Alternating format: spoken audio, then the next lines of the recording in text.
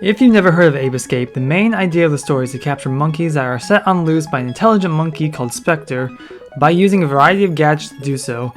It's a series of many games that have spanned many different genres since its debut on the PlayStation 1 in 1999. North America received a fair share of these titles, but seeing as the game was made in Japan, other regions, and mostly Japan, have actually received a lot more Ape Escape games.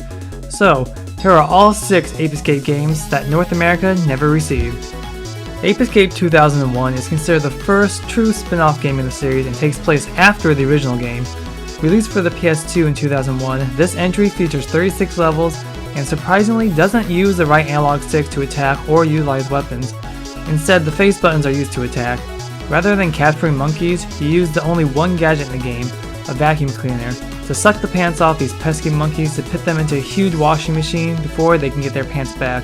It's such an odd and crazy concept that feels very Japanese, but also very fun at the same time.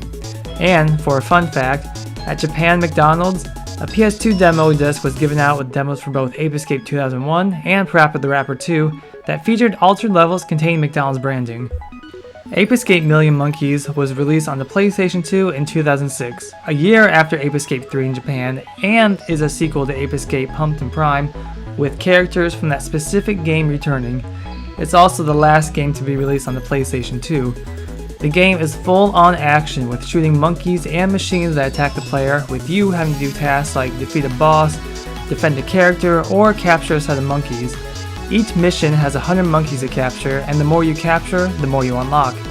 There's also 15 playable characters, and this is because of the game's big twist. In it, you have the choice between playing the good guys or the bad guys. The good guys consist of Kakeru, Charu, also known as Cassie, the Professor, and Natsumi, also known as Natalie. And on the bad side, we have Spectre and one of his many monkey minions. Regardless of which side you choose, gameplay remains the same, and Spectre's side still captures and beats on his own monkeys. But it's the cutscenes that vary in between the gameplay, with each side having variations to their story. Out of all the Ape Escape games, this one is probably the most action-packed. Ape Escape's first and only racing-centric title, Ape Escape Racing, hit the PlayStation Portable in Japan in 2006.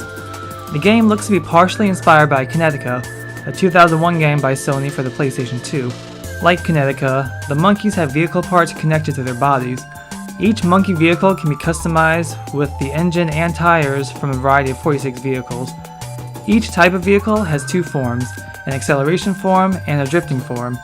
Like any racing game, players will go through the Grand Prix to unlock further tracks and vehicle parts. Each of the tracks available are the same, but as you progress, they get harder, with the path changing for more challenging gameplay. Ape Escape Sorosaur Big Mission on the PSP is a 2007 Japan exclusive and changes the formula once again. In this, Spectre has shrunken the lab down and has majority of the characters captured, with each character taken to a different level. In order to free them, you'll have to use different monkeys by latching the shrunken lab-shaped Pippo helmet on each monkey. Different monkeys have different abilities. If a monkey has too much damage taken, you'll lose control of the monkey, with the goal being to get the end of the level.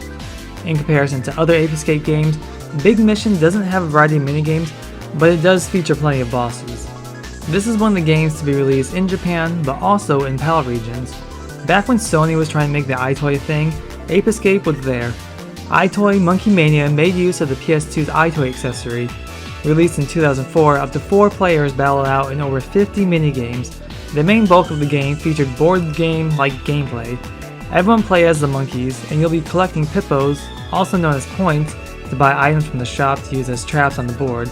It was originally sold with a silver EyeToy or without, with the trailer and most people saying that this game is purely for young children and will alienate an older crowd. Another entry in the series to also be released in PAL regions alongside Japan, Ape Academy 2 is a 2005 PSP sequel to the original Ape Escape Academy. Like its previous entry, it's a collection of minigames played by the monkeys in either single-player or multiplayer modes. Though, unlike other Ape Escape releases, Ape Academy 2 can be imported from PAL regions and played without issue. The PSP is region-free after all, and the game is in English. Unlike the original, the sequel acts as a card game, but is said to play like rock, paper, scissors. Minigames are still a huge part of the game, but cards play also a huge part in between the minigames. And a lot of these minigames have elements borrowed from Ape Escape 3. Your task is to win the card battle contest against other monkeys for the Platinum Spectre trading card and a year's supply of bananas. So there we have it, 6 Ape Escape games that were never released in North America, and it really sucks. A game like Ape Escape 2001 sounds very fun to play, and surprisingly, a lot of these titles were actually planned to be released in North America, but were later cancelled for some unknown reasons. It's always odd when a region gets some games in the series, but others don't, and just learning about these games breaks my heart that North America will never receive them. I'd love to see Ape Escape 2001 and Million Monkeys make their way overseas, but like the series itself, I think we're too far into a different era of console gaming, where everything has to be bigger and better, big open worlds with branching narratives and side quests, top-notch animations and grit. But if you'd like to revisit a simpler time, I suggest trying out the Ape Escape series. The control scheme shows its age, but that's also where the challenge lies. It makes use of the right analog stick, rather than it controlling the camera. Ape Escape 2 can be purchased as part of Sony's PS2 and PS4 series of releases, and it's worth a playthrough. It's also on PlayStation Now if you're subscribed to that. My fingers are crossed for some Ape Escape action in the future, but we'll see. Let me know if you've ever played any of these regional releases, or if you want to see more Ape Escape. Please like and subscribe, and I'll see you in the next video.